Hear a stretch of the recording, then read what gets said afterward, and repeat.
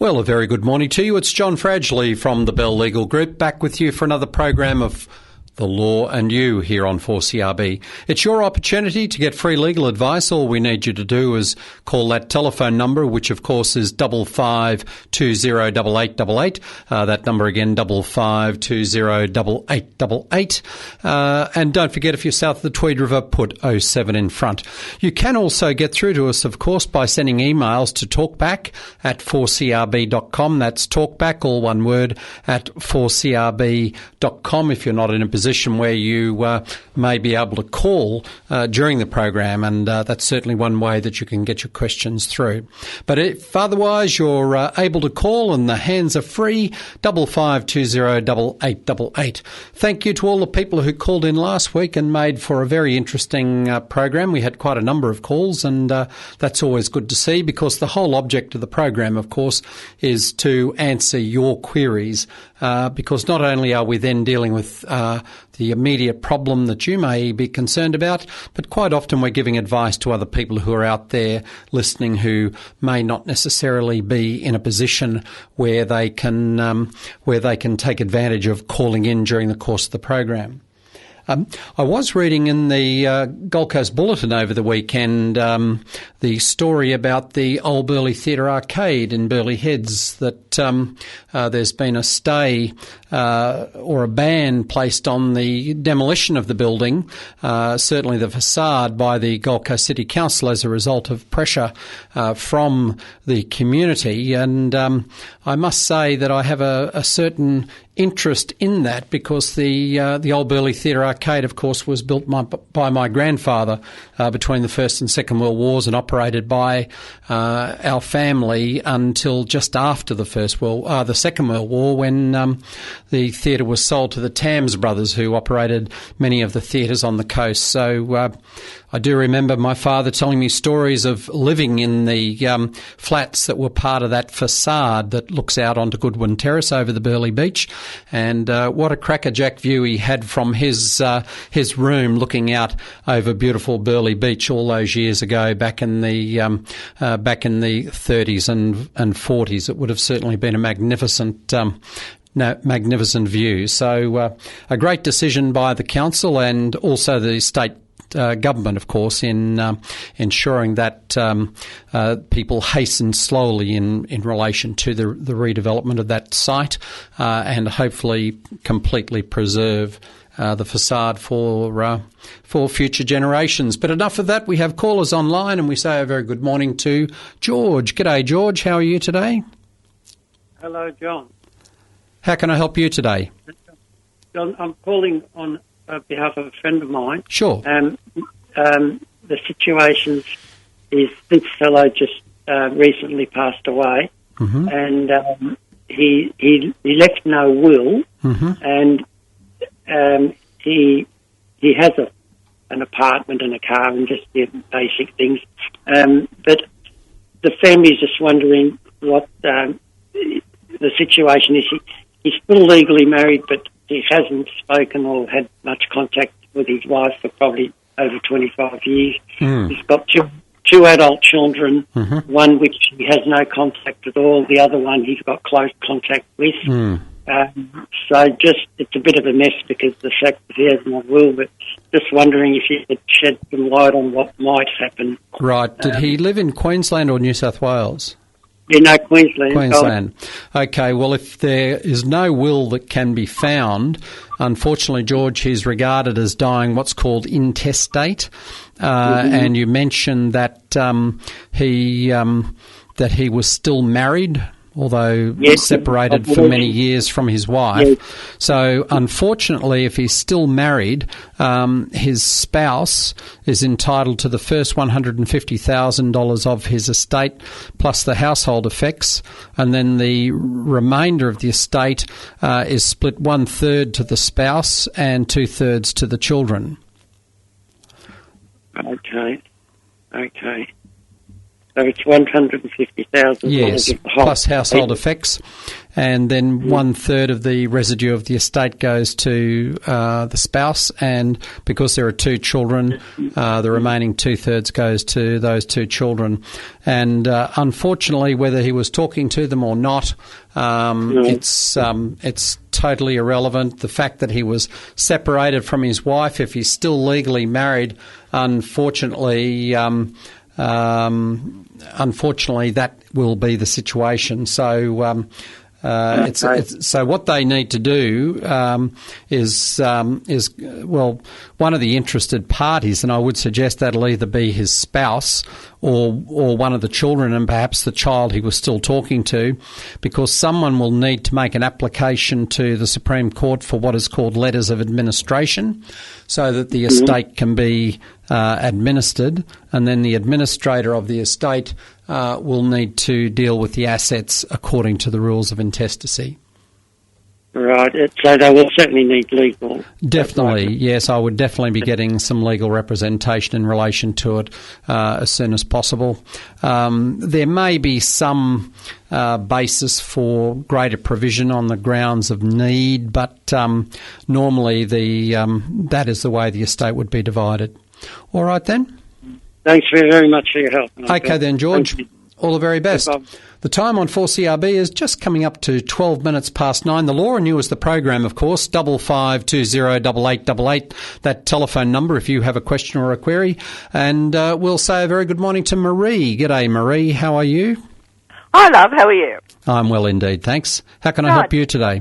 Last week when you were talking about title deeds. Yes. I did hear you right, did I? That while your property's under mortgage, you don't get that little certificate issued. Yes, certainly in Queensland. So if you have a mortgage over your property, the Titles Office don't issue a title deed, and they issue after registration. So say, for example, you bought a house, but you had a mortgage to buy it, so they would issue what's called a registration confirmation statement, and that will record the fact that you are the owner of the property, and it will also record, for example, that XYZ Bank holds a first mortgage over the property. Okay. Yes.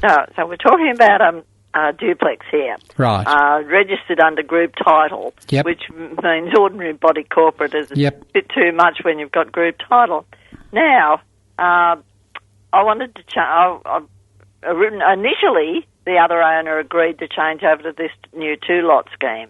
Right. And anyhow, then now she sort of changed her mind. Mm-hmm.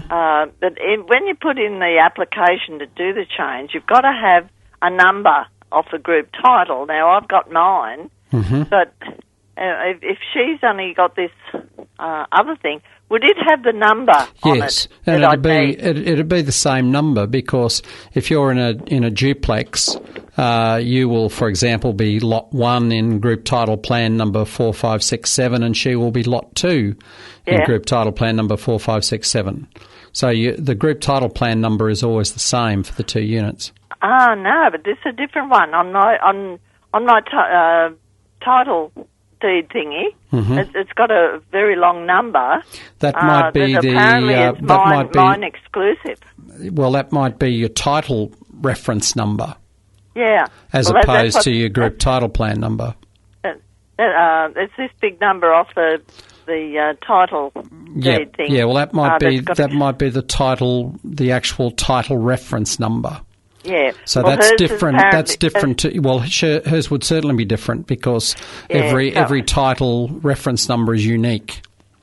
Right. So, while it's under mortgage, is she allowed to change over to the 2-lot scheme? With the consent of the mortgagee. Oh, okay. Yep.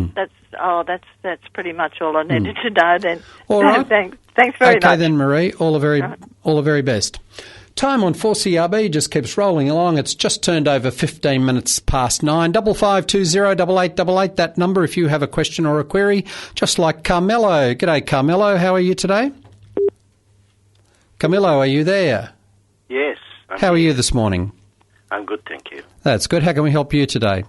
Yes, I got a similar, not problem, but similar situation to what the chap called you about 10 minutes ago. Yes. I am legally separated in New South Wales courts, family law courts, about 19 years ago.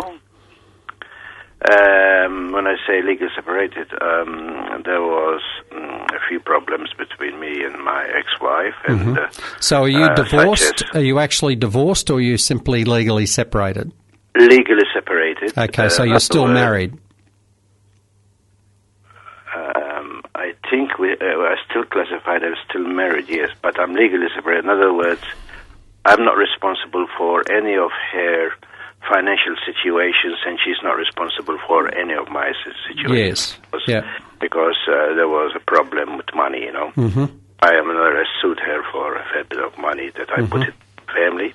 But I was only married for 30 days. And I found out I was being scammed and so forth. Anyway, so what is the situation? Since then, I have always had a will, because I've been wanting to make sure I got a will. And I am sort of living with someone else now. I have a new partner, you know.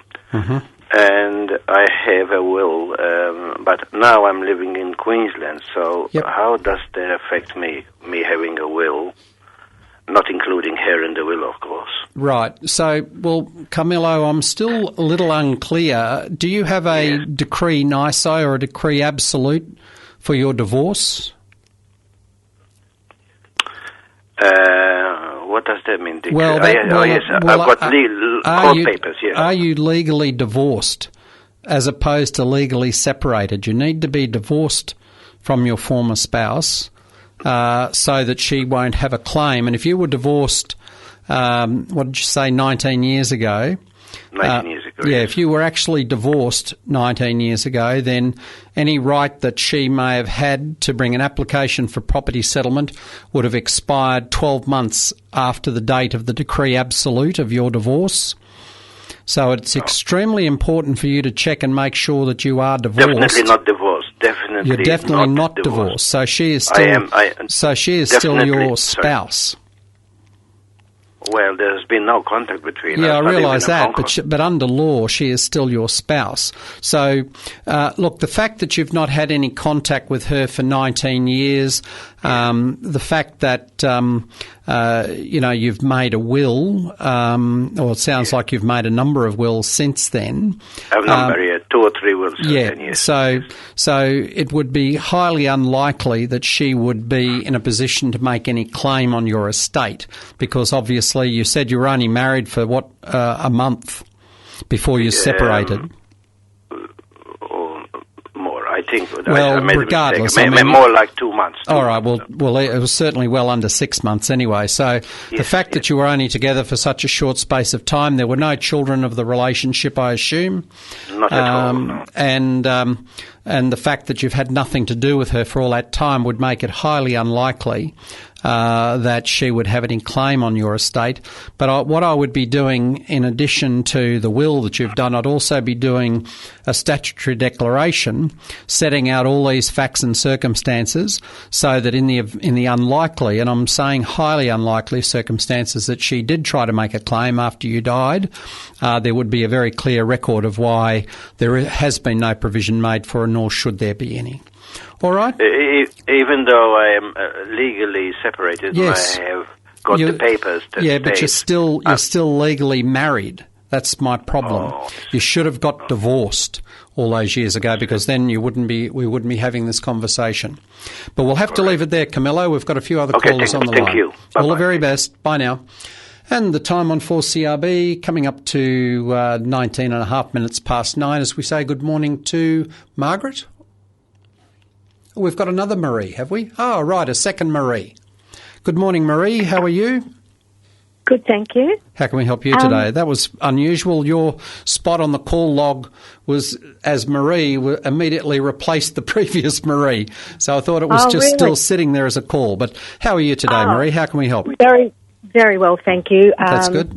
Look, I had turned the radio off before I phoned, so that was why I didn't know who else was on the phone. That's quite okay. Look, I have a friend, she's not long turned 70, and she's concerned where it will leave her if anything happens. She's made a will, but her children disappeared while she was at work one day, 35 years ago. Oh, dear. And she doesn't feel that, not that she has a lot, but her personal effects and that should be able to be come and gone through. And that is the type of people that she feels they are. Right. That they, can they actually, she's made a power of attorney and next to kin, etc. Right. But can they actually come and force that person that they want to take her personal effects? No. So what she just needs to do, so does she know where the children are, or does she have any contact with them at all? No, she doesn't know where they are. Okay, well, the first thing is whether they even find out that she's passed away. And I suspect that if they took off 35 years ago, it's unlikely that they're going to be keeping an eye out for her.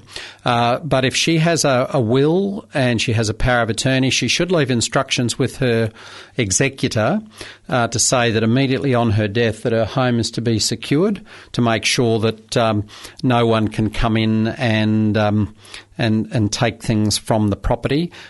She should also make sure that she has no record of those children on anything that that any authorities might look at and think, oh, these are her next of kin. But if she's got a power of attorney made which clearly sets out who the attorney is, she's got a will made which clearly sets out who the executor is, and she's got a list of, in case of emergency, contact these people, then I would say that she's going to be pretty right, Marie. Okay, thank you very much. Okay then, all the very best. Thank you. Bye now. Bye.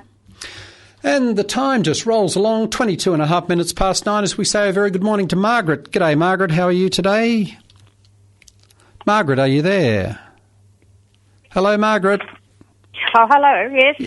I'm ringing through to ask you about a person who set up a GoFundMe account to pay for a funeral, which she hasn't actually signed the document for her.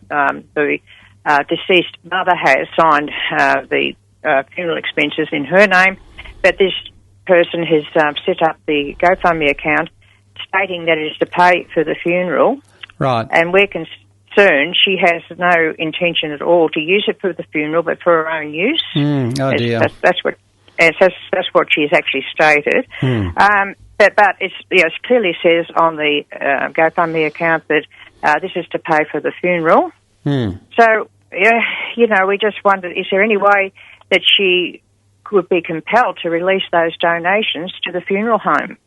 It's a bit of a difficult situation, this, and I must confess I don't know a lot about GoFundMe other than thinking to myself that it is certainly something that is open to abuse, and that does worry me. I mean, I know they do some magnificent things, but it is open to abuse. What I would suggest you do is I would be inclined to be getting in touch with whoever is behind GoFundMe, and emailing them to ask, what sort of safeguards they've got in these circumstances to ensure that money raised is applied as it should be.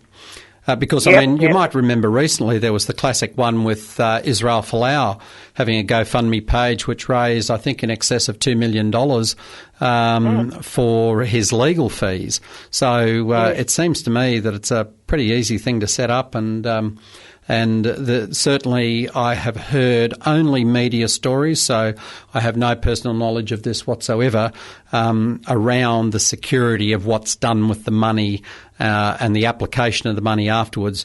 I should imagine if you raised money and you didn't use it for the funeral, and that's what it said, then it may be that you'd be open to a charge of fraud by the police, because it certainly seems to me that it is fraud, but the question is whether the police would be interested. So I would, in the first instance, contact whoever is behind GoFundMe. They should have a contact us or something on their website so that you can get in touch and find out. All right then. For sure. Okay, then, Margaret, thank you. all the very best. Bye-bye. Time is 25 minutes past 9 as we say a very good morning to Winston. G'day, Winston. How are you today? Hello? Yes, Winston, how are you? Yeah, I'm good, thanks. How can we help you today? Oh, good. I'm a pensioner. I've just moved to a new apartment. I was told by the salesperson the body corp fee was $40 a week. I've since had the account. It's $88.90 a week. Oh, dear. And when I took him on about it, he said, we built one apartment just along the road. For 5 years, the body corp's been the same, $40 a week. Now, I spoke to another owner this morning, and I said, what were you quoted for the body corp? They said $40 a week, but it's more than double. I'm just wondering, is there any address we can have with this person? So this was the salesperson that he represented the company. He worked for the company. So he was working for the developer, was he? Yep, he was working for the developer. Right, well, look, what I would suggest you do is are you in Queensland or New South Wales? Queensland. I would contact the Department of Consumer Affairs. Have you got a pen handy? I can give you their number. I'll just pull over the side of the road. I've been waiting a while, so, I was driving. That's okay, as long as you're not holding your phone while you're driving off. That'll be okay. I don't. I'm not holding the phone. No, that's good. Very good to hear those. Yes. That's okay. I'll take that number now. Just pull over there. And what is the number, please? So the number is, where are we? It's 137468. 137468. Yeah, now they also cover real estate agents as well. I know this is not a real estate agent issue, but I would think that you would be able to get some direction from Consumer Affairs in relation to the matter. Which part of the Gold Coast do you live on? And Bigger Waters. Bigger Waters. Okay, well, the other alternative... And, the apartment, because of 40 a week, I could have got one. Yes. Well, the other thing that I would suggest that you could also do, Winston, if you wish to, is contact the Highway Legal, or not the Highway Legal Service, the Gold Coast Community Legal Service. Okay. So the Gold Coast Community Legal Centre and Advice Bureau. If you've still got your pen handy, I'll give you that number. Okay, just get the pen again. I'm just pulling over here now to the side of the road again. And the number for that is 5532 9611. Now, if you ring them, you'd be able to 5532 9611. Okay. And if you call, it's the Gold Coast Community Legal Centre and Advice Bureau, and if you call them, you'd be able to make a suitable time to go in and see a lawyer there free of charge to generally talk through the problems you've got, in addition to speaking to Consumer Affairs. All right, then? Yeah, because I chose that apartment purely on the apartment as well, but the outgoings, Yep. Well, that should have been in the contract, because the body corporate fees have to be disclosed in the contract, so it should have been there as well. But we're going to have to leave it there, unfortunately, Winston. We're pushing up against the news. All the very best. Thank you. Bye now. And it's 29 minutes past 9. We do have an email online that's come in from Julie. Unfortunately, we don't have time to deal with that this morning, but Julie, if you listen in next week, I'll certainly deal with the question that's been raised there. This is John Fradgley from the Bell Legal Group. It's been great to be with you this morning for another program of The Law and You.